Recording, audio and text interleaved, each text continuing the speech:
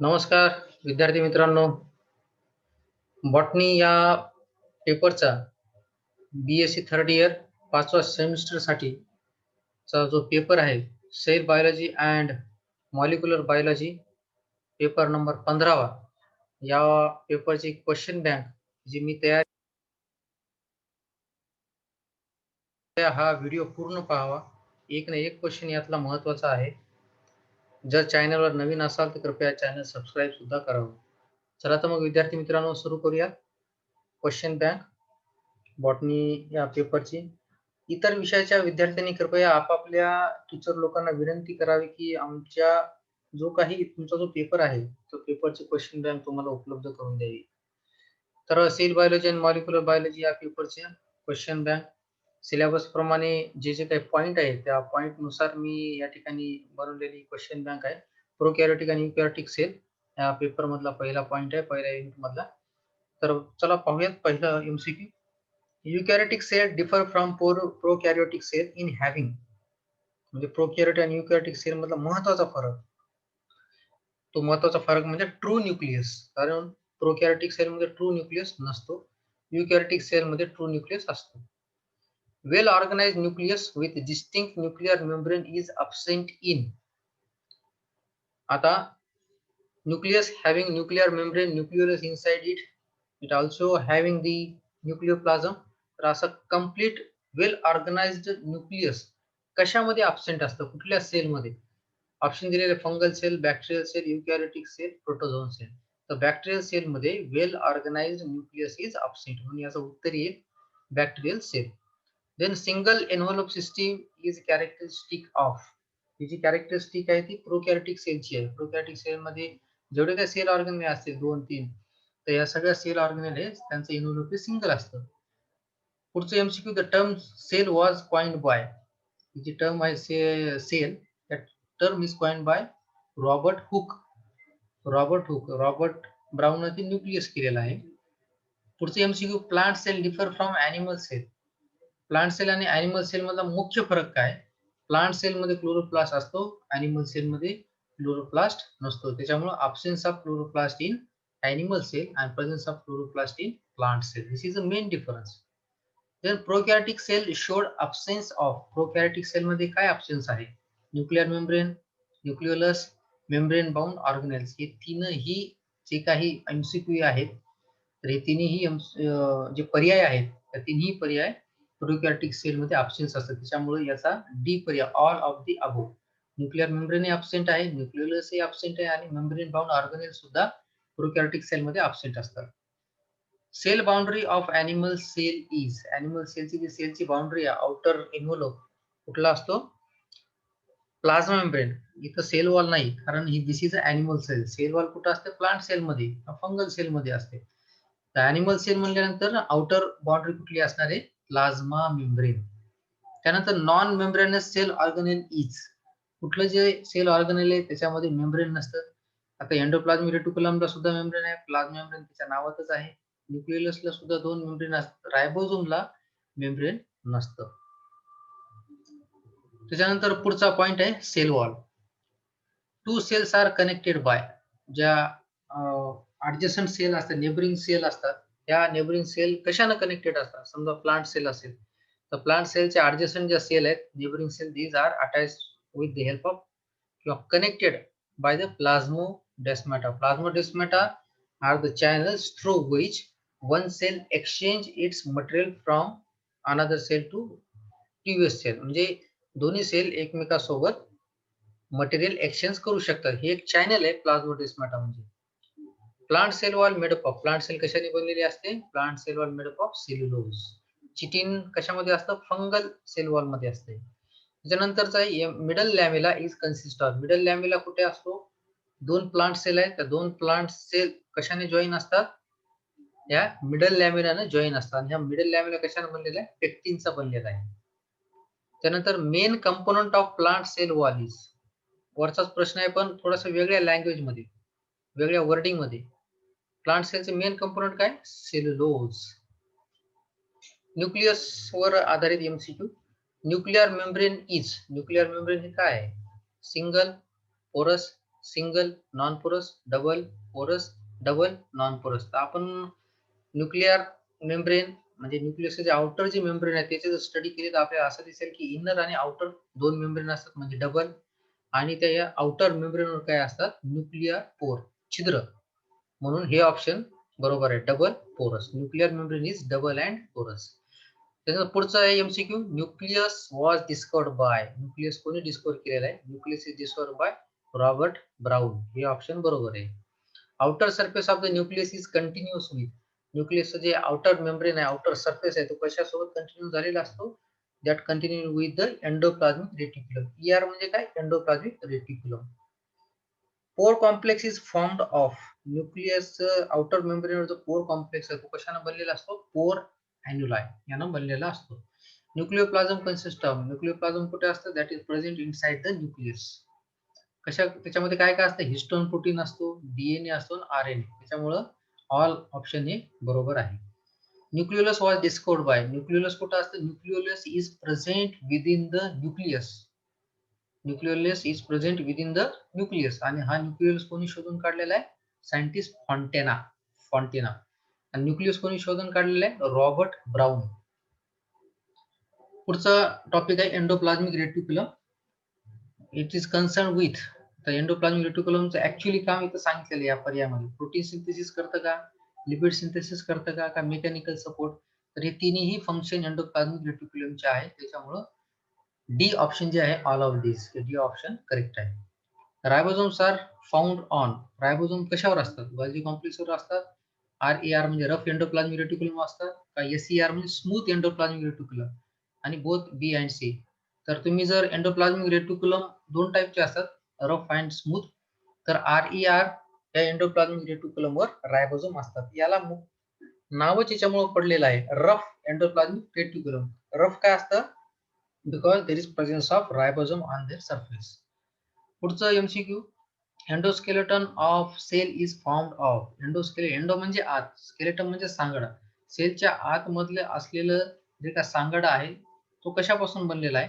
That endoskeleton is found from endoplasmic reticulum. तुम्ही जर सेलचं internal structure जर पाहिलं तर एंडोप्लाझ्मिक रेटिक्युलम. आता एंडो म्हणजे काय? आत. प्लाझ्मिक म्हणजे काय? प्लाझ्मा मेम्ब्रेनच्या आतमध्ये असलेलं. रेटिक्युलम म्हणजे काय? जाळं. प्लाझ्मा मेम्ब्रेनच्या आतमध्ये असलेलं जाळं म्हणजेच एंडोप्लाझ्मिक रेटिक्युलम. आणि त्याच्यामुळे काय होतं? सेलला सपोर्ट मिळतो. पुढचं आहे topic Golgi complex. Golgi complex found in. Golgi complex कशामध्ये आढळतं? Golgi complex found in all eukaryotes. All eukaryote. Eukaryote म्हणजे काय? The cells having the true nucleus, त्याला म्हणायचं युकॅरियोट्स. त्याच्यानंतर Golgi body is also called as. Golgi बॉडीला काय म्हणतात? बघा पर्याय आहेत, Golgi complex, dictyosomes, both A and B. तर गॉल्जी बॉडीला गॉल्जी कॉम्प्लेक्सही म्हणतात आणि डिक्टिओझोम सुद्धा म्हणतात. म्हणून सी हे पर्याय बरोबर आहे, both A and B.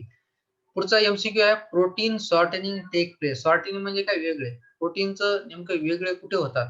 Endoplasmic reticulum मध्ये होतात का, गॉल्जी कॉम्प्लेक्स मध्ये होतात का, रायबोझोम का लायसोझोम? तर protein sorting take place in the Golgi complex. म्हणून हे पर्याय हा ऑप्शन बरोबर आहे, Golgi complex. Acrosome of sperm develops from. स्पर्मचा जो अॅक्रोझोम आहे, ह्युमन स्पर्म जो असतो तो ह्युमन स्पर्मचा अॅक्रोझोम म्हणजे काय? वरचं जो डोकं आहे तर डोक्याला एक टोपी असते, त्या टोपीला म्हणतात अॅक्रोझोम. स्पर्मच्या डोक्याला जी टोपी असते त्याला म्हणतात, टोपीसारखे एक स्ट्रक्चर असतं त्याला म्हणतात acrosome. And that acrosome is found from Golgi complex. लक्षात घ्या, हा एमसीक्यू फार महत्वाचा आहे. Cell secretion is carried out by. Cell secretion कोण करतं? इथं सुद्धा Golgi complex. Cell secretion is carried out by the Golgi complex. पुढचा टॉपिक आहे ribosome. In eukaryotes which type of ribosome is present? लक्षात घ्या, युकॅरियोट मध्ये 80s टाइप ऑफ रायबोझोम असतो आणि प्रोकॅरियोट मध्ये 70s टाइप ऑफ रायबोझोम असतो. दोन्ही एमसीक्यू फार महत्वाचे आहेत. त्याच्यानंतरचे MCQ function of ribosome is. रायबोझोमचं फंक्शन काय? तर लक्षात घ्या, रायबोझोमचं फंक्शन आहे प्रोटीन सिंथेसिस. अनेक चुकीचे पर्याय इथं देतात पण आपण करेक्ट पर्याय आहे प्रोटीन सिंथेसिस. पुढचा टॉपिक आहे लायसोझोम. लायसोझोम कंटेन. लायसोझोम मध्ये काय असतात? लायसोझोम मध्ये हायड्रोलायटिक एन्झाईम्स असतात. आता हे हायड्रोलायटिक एन्झाईम काय करतात? Hydrolytic enzyme degrades the material which which come into contact with the lysosome. लायसोझोमच्या कॉन्टॅक्ट मध्ये जे काही मटेरियल आहे, लायसोझोम काय करतं? त्याच्यामध्ये असलेलं हायड्रोलायटिक एन्झाईम सिक्रेट करतं आणि ते मटेरियल डिग्रेड करतं. मग ते फंजाय असेल, बॅक्टेरिया असतील, कुठल्याही सेलच्या आतमध्ये आल्यानंतर लायसोझोमच्या जर कॉन्टॅक्ट मध्ये आलं तर lysosome secrete the hydrolytic enzymes and break that external entity. Okay, त्याच्यामुळं लायसोझोम इज ऑल्सो कॉल्ड, लायसोझोमचं दुसरं नाव काय, सुसायडल ट्रॅप. आता काही वेळेस काय होतं, बऱ्याचशा सेल ह्या एज्ड होतात, त्यांचं वय होतं, त्याच्यामुळे सेल हे मरू लागतात. हे मरण्याचं मेन कारण काय असतं, बिकॉज प्रेझेन्स ऑफ द लायसोझोम. लायसोझोम काय करते, जेव्हा सेल वॉर्न आउट होते, जुनी होते, लायसोझोम बर्स्ट आउट, लायसोझोम फुटतं आणि त्याच्यात ते जे काही हायड्रोलायटिक एन्झाइम आहे, that hydrolytic enzyme comes out into the cell. सेलमध्ये येतं आणि आपल्याला माहिती आहे hydrolytic enzyme degrades everything. Hydrolytic enzyme सगळं काय ब्रेक डाऊन करतात आणि त्याच्यामुळे सेल सुद्धा मरते. त्याच्यामुळे लायसोझोमला म्हणलेले suicidal bags. Okay, lysosome was discovered by, लायसोझोमची कोणी डिस्कवर केलं, तर लायसोझोम इज डिस्कवर्ड बाय D2 या सायंटिस्टने डिस्कवर केलेला आहे. त्याच्यानंतर टॉपिक आहे cell cycle. Cell cycle occurs in sequence. आता सेल सायकलची सिक्वेन्स कशी आहे, तुम्ही सेल सायकल व्यवस्थित शिकली असेल तर सेल सायकलची सिक्वेन्स जी आहे G1, S, G2 and M ही सेल सायकलची सिक्वेन्स आहे. मायटोसिस इन्व्हॉल्व्स, मायटोसिस मध्ये काय काय असतं, doubling of chromosome number at the end, reduction of chromosome number to half in daughter sale.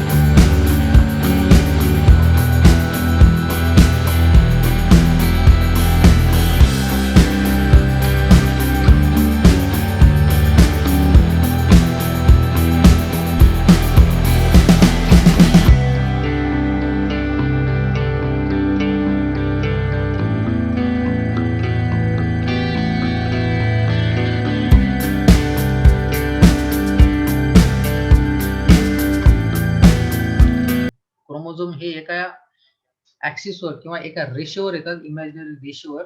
Due to the pulling nature of the spindle fibre, chromosomes are arrange on equatorial plate. तर हे equatorial plate कुठल्या stage मध्ये दिसते, metaphase मध्ये. Metaphase show the equatorial plate. पुढचे MCQ आहे, during cell division DNA synthesis occur in. Cell division मध्ये DNA synthesis कुठं होतं, डीएनए रिप्लिकेशन कुठं होतं, that take place synthesis S phase. S stand for synthesis. म्हणजे ह्या एस फेज मध्ये ज्या काही स्टेज आहेत सेल सायकलच्या G1, S, G2 आणि M फेज, तर ह्या एस फेज मध्ये डीएनएचं सिंथेसिस होत असतं. पुढचा MCQ, nuclear membrane disappear at. Nuclear membrane disappear केव्हा होतो, प्रोफेज मध्ये न्यूक्लिअर मेम्ब्रेन डिसअपियर होतो. Chromosome attach to spindle fibre by, chromosome spindle fibre attach कशाच्या सहाय्याने असतात, तर कायनेटोकोर किंवा सेंट्रोमियरच्या सहाय्याने स्पिंडल फायबर क्रोमोझोमला अटॅच असतात. Shape of the chromosome can be clearly visible at, क्रोमोझोमचा नेमका शेप कसा आहे, कुठल्या स्टेप मध्ये आपल्याला दिसेल, कुठल्या फेज मध्ये दिसेल, मेटाफेज मध्ये. मेटाफेज ऑप्शन करेक्ट आहे. त्याच्यानंतर पुढचे MCQ, centromere function is replication, cytoplasmic cleavage, movement of chromosome towards pole, segregation of chromosome.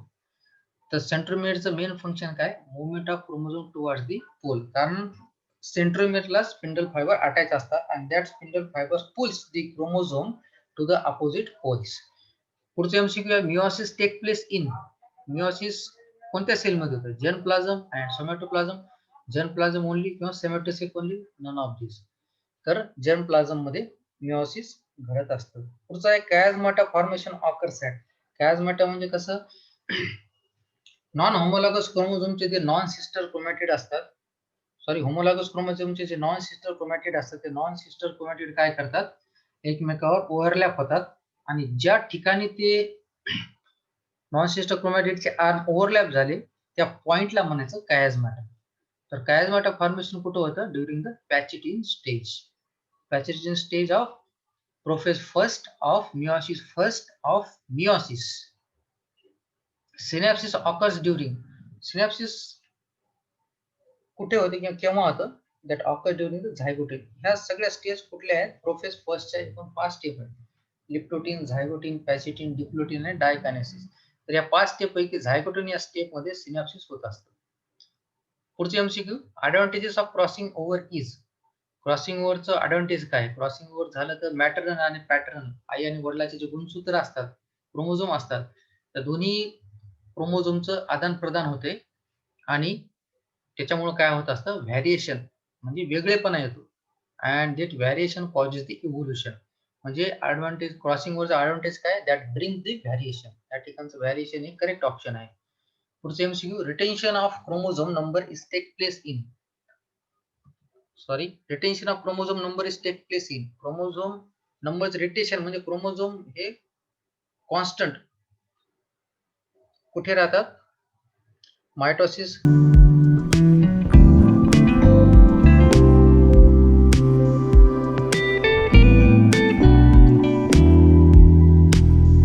का mitosis retention of chromosome number is take place. थोडासा वेळ घ्या तुम्ही, थोडंसं डोकं लावा. मायटोसिस मध्ये काय होतं आणि मिओसिस मध्ये काय होतं? Chromosome number remain constant. ठीक आहे. त्याच्यानंतर during anaphase second, anaphase second मध्ये काय होतं? सेपरेशन ऑफ होमोलॉगस क्रोमोझोम हे होतं. हे करेक्ट ऑप्शन आहे. एनाफेज मध्ये काय, सेकंड मध्ये काय होतं? एनाफेज सेकंड ही कशाची स्टेप आहे? ही मिओसिस सेकंडची स्टेप आहे. त्याच्यामध्ये काय होतं? सेपरेशन ऑफ होमोलॉगस क्रोमोझोम होत असतं. त्याच्यानंतर डीएनए आणि आरएनए पुढचा टॉपिक अत्यंत महत्त्वाचा असलेला हा टॉपिक आहे. Role of DNA polymerase is. DNA पॉलिमरेजचा रोल काय आहे? तर डीएनए पॉलिमरेजचा रोल आहे डीएनए सिंथेसिस. डीएनए सिंथेसिस किंवा डीएनए रेप्लिकेशन करण्याचं काम डीएनए पॉलिमरेज करत असतं. वन क्रोमोझोम कंटेन, एका क्रोमोझोम मध्ये काय असतं? लक्षात घ्या, एका क्रोमोझोम मध्ये एक आणि एकच डीएनए असतो. त्याच्यानंतरचा ऑप्शन आहे एमसीक्यू आहे, extra nuclear DNA is found in. Extra nuclear DNA म्हणजे काय? न्यूक्लियस मध्ये तर डीएनए असतो, पण न्यूक्लियसच्या व्यतिरिक्त डीएनए आणखी कुठे असतो? तर डीएनए असतो मायटोकॉन्ड्रिया मध्ये. जो डीएनए मायटोकॉन्ड्रिया मध्ये असतो त्याला म्हणतात मायटोकॉन्ड्रियल डीएनए. या व्यतिरिक्त क्लोरोप्लास्ट मध्ये सुद्धा डीएनए असतो. जर प्लांट सेल असेल तर क्लोरोप्लास्ट मध्ये असलेल्या डीएनए ला म्हणायचं chloroplast DNA. DNA is mainly present in. आपल्याला माहिती आहे डीएनए कशामध्ये असतो? हा क्रोमॅटिन किंवा न्यूक्लियस. तर most correct is chromatin. During DNA replication Okazaki fragments are joined by. DNA replication जर तुम्ही स्टडी करत असाल तर त्यामध्ये ओकाझाकी फ्रॅगमेंट तयार होतात lagging स्ट्रँडवर, and that Okazaki fragments are joined by the enzyme called ligase. पुढचे MCQ, which cell organelle contain its own DNA. कोणत्या सेल ऑर्गेनेल स्वतःचा डीएनए आहे? क्लोरोप्लास्टला सुद्धा आहे, मायटोकॉन्ड्रियाला सुद्धा आहे. म्हणून कुठले ऑप्शन बरोबर आहे? Both A and B. Nucleotide consist of. Nucleotide कशा कशाने बनलेला आहे? Nucleotide consist of phosphate, nitrogen base आणि पेंटोज शुगर. हे ऑप्शन बरोबर आहे. Phosphate TO4, nitrogen base adenine, guanine, cytosine किंवा युरासिल याच्यापैकी एक, आणि पेंटोज शुगर त्याच्यापासून न्यूक्लियोटाइड बनलेला असतं. पुढचं MCQ, double helix structure of DNA was propose by. Watson आणि क्रिकनं double helix of DNA put केलेला आहे. Pyrimidines in DNA are. आता प्युरिन्स अँड पिरिमिडिन्स हे दोन कन्सेप्ट आहेत. प्युरिन्स ॲडेनाइन, ग्वानिन, पिरिमिडिन्स सायटोसाइन आणि थायमिन. ओके. त्याच्यानंतर similarity in DNA and RNA is. आता डीएनए आणि आरएनए मधली सिमिलॅरिटी नेमकी कुठली आहे? Nature of purines and pyrimidines, nature of sugar, both are made up of polynucleotide किंवा all of this. Nature of purines and pyrimidine तर हे होऊ शकत नाही, कारण का? जर डीएनए मध्ये थायमिन असेल तर आरएनए मध्ये काय असतं? Thymine is replace by uracil. म्हणजे ही सिमिलॅरिटी नाही. नेचर ऑफ शुगर हे होऊ शकते, कारण दोन्ही मध्ये नेचर ऑफ शुगर, आता एक डीएनए मध्ये कुठलं असतं? डिऑक्सिरायबोज शुगर. आरएनए मध्ये कुठली शुगर असते? Ribose sugar. म्हणजे हे सुद्धा होऊ शकत नाही. Both are made up of polynucleotide. ही बरोबर ऑप्शन आहे. दोन्ही सुद्धा पॉलिन्यूक्लियोटाइडनं बनलेला असतो. One turn of DNA helix length is. आता डीएनए हेलिक्सची लेंथ किती असते? डीएनए हेलिक्सची लेंथ ही 30 nanometre.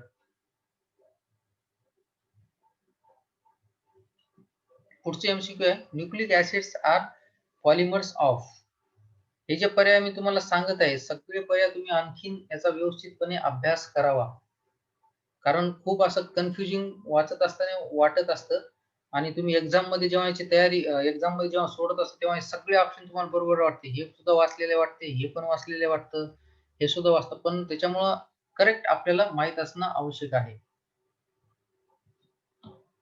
Nucleic acids are polymers of. तर न्यूक्लिक ऍसिड हे कशाचे पॉलिमर आहे? न्यूक्लिक ऍसिड आपल्याला माहिती आहे, two types of nucleic acids, RNA आणि डीएनए. तर हे दोन्ही आरएनए आणि डीएनए हे न्यूक्लियोटाइडचे पॉलिमर आहे. त्यानंतर स्टॉप कोडॉन्स. आता हे कोडॉन्स कशावर असतात? एमआरएनए वर कोडॉन्स असतात. कोडॉन्स म्हणजे नायट्रोजन बेसिस इन द 3च्या ग्रुपमध्ये असतात, त्याला म्हणायचं कोडॉन. तर स्टॉप कोडॉन हे mRNA वर असतात. त्याच्यानंतर इनिशिएशन कोडॉन सुद्धा असतात. तर UAA, UAG आणि UGA हे तिन्ही सुद्धा स्टॉप कोडॉन्स आहेत म्हणून ऑल ऑफ दिस. त्यानंतर क्रोमोझोम, पुढचा topic. Diploid chromosome number in humans are. Human मध्ये क्रोमोझोम नंबर किती असतो? तो 46, कारण 23 क्रोमोझोमच्या पेअर्स असतात. Chromosome is consist of, chromosome कशाचा बनलेला आहे? Chromosome is consist of DNA and histone. हे ऑप्शन बरोबर आहे. Metacentric chromosome have. Metacentric chromosome मध्ये काय असतं? 2 equal arms, 2 unequal arms, 1 arm short and 1 other long. लक्षात घ्या, मेटासेंट्रिक क्रोमोझोम म्हणजे काय? सेंट्रोमियर जो असतो, हा सेंट्रोमियर हा क्रोमोझोमचा एक्झॅक्टली मिडल पॉइंटला असतो. त्याच्यामुळे क्रोमोझोमचे जे आर्म असतात ते इक्वल आर्म असतात. Okay. Next, difference between telocentric and metacentric chromosome is. Telocentric has centromere at its tip, okay, while metacentric has central locate. पहिलेच ऑप्शन बरोबर आहे.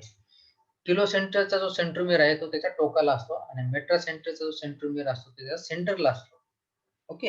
Nucleosome core is combination of. Nucleosome core, आता nucleosome म्हणजे काय?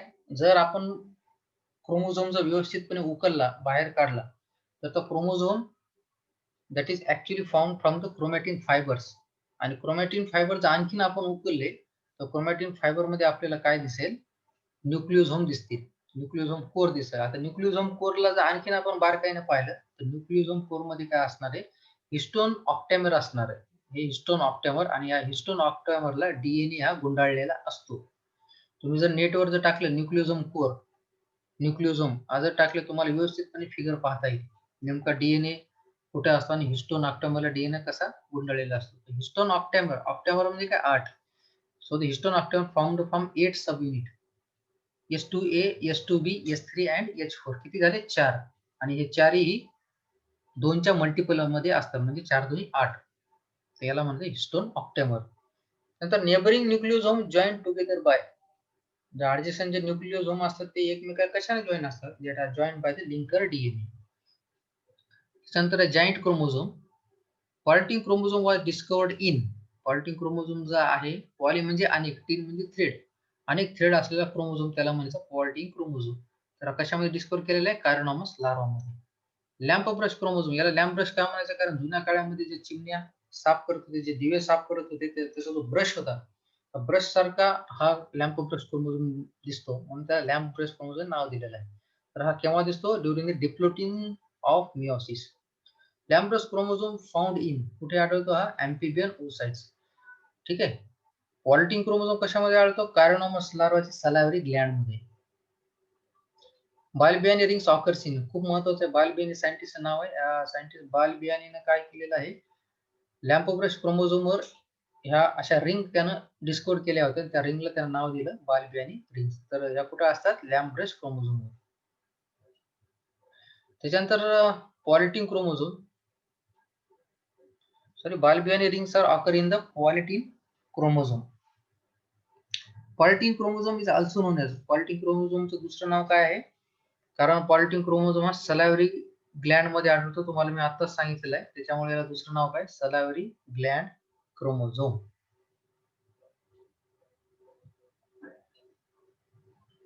बालबियाने rings हे जे MCQ आहे अत्यंत महत्वाचं आहे. हे एमसीक्यू तुम्हाला एक्झाम मध्ये विचारण्याची दाट शक्यता आहे. कुठे असतात हे? पॉलिटिन क्रोमोझोमवर. क्रोमोझोमल ॲबरेशन महत्वाचा पार्ट. शेवटचा part, frameshift mutation cause due to deletion मुळे होतं. Cat like may occur in cri du chat syndrome. हा सगळे क्रोमोझोमचे ॲबरेशन म्हणजे क्रोमोझोमचे स्ट्रक्चरल असतील. ॲबरेशन म्हणजे काय? चेंज. क्रोमोझोमच्या स्ट्रक्चर मध्ये चेंज होतात, क्रोमोझोमच्या नंबर मध्ये चेंज होतात. हे झाल्यामुळं काही डिसीज होतात. तर ह्या डिसीजचं एक इथं नाव दिलेलं आहे क्रायडोचार्ट. क्रायडोचार्ट सिंड्रोम मध्ये काय होतं? जे काही बाळ असतं ते मांजरी सारखं म्याव म्याव करतं. त्याच्यामुळे याला म्हणतात कॅट लाईक म्यूइंग. कशामध्ये होते? क्रायडोचार्ट सिंड्रोम मध्ये. Presence of additional chromosome segment is character of. Additional segment कशामध्ये असतो? डुप्लिकेशन मध्ये होतो. Drosophila bar eye mutation is the result of. कशामुळे होतं? ड्रोसोफिला बार म्हणजे काय? एक रॉड लाईक स्ट्रक्चर दिसतं. ड्रोसोफिला म्हणजे घरमाशीच्या डोळ्यामध्ये. हे कशामुळे होतं? Due to duplication of chromosome. Only arrangement in gene sequence is take place in, म्हणजे जीन सिक्वेन्स ही फक्त अरेंजमेंट जागा बदल कशामुळे होते, कशामध्ये होते, ट्रान्सलोकेशन मध्ये होते. Down syndrome is caused due to, Down syndrome कशामुळे होतो, रॉबर्टसोनियन ट्रान्सलोकेशन मुळे होतो. पुढचं loss of one chromosome from diploid set of chromosome is called as, याला म्हणायचं मोनोप्लॉइडी.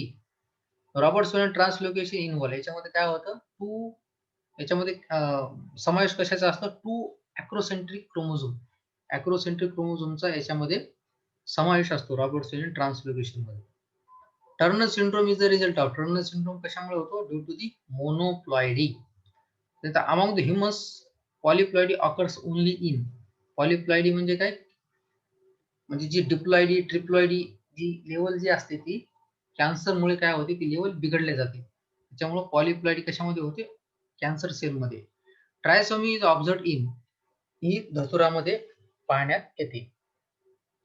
धन्यवाद विद्यार्थी मित्रांनो, हा व्हिडिओ तुम्हाला आवडल्यास नक्की शेअर करा.